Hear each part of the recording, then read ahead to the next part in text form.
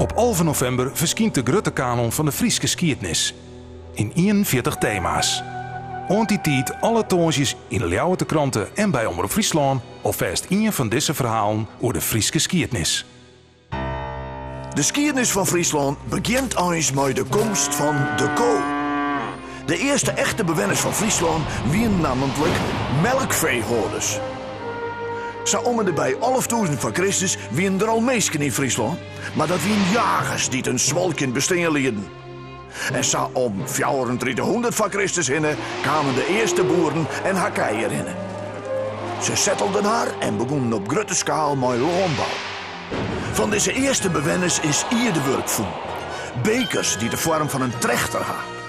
En daarom wordt deze eerste beschaving in Friesland ook wel trechterbekercultuur genoemd. De trechterbekercultuur die dwarren van zo'n 3400 van Christus en met ongeveer 600 van Christus.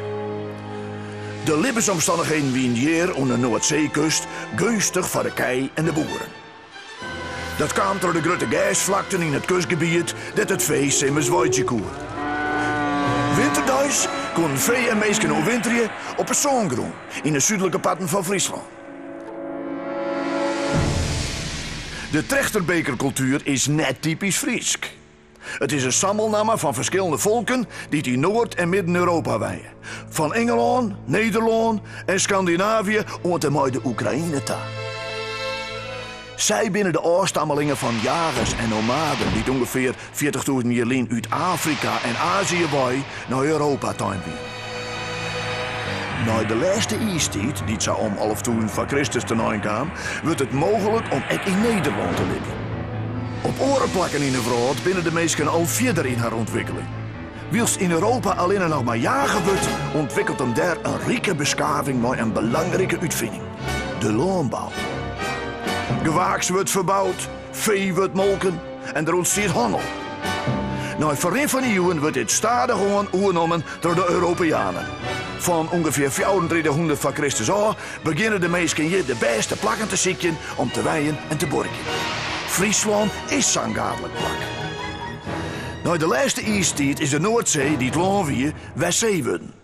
Maar de Waardzee loopt dan nog heel die droeg. Het hele waardgebied is een vruchtbare streek met rijke kleigroen, gas en riviertjes die naar de zee te afwetteren. Meer naar het zuiden en het eerste ta liggen de veen en zongroen.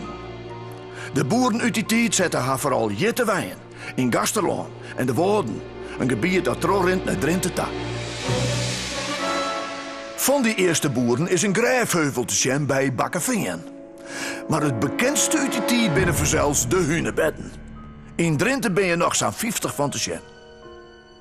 Op de Frieske zongroen matten ze ook west bij Gelieks in Ries, maar ze binnen in lettereeuwen verdwenen.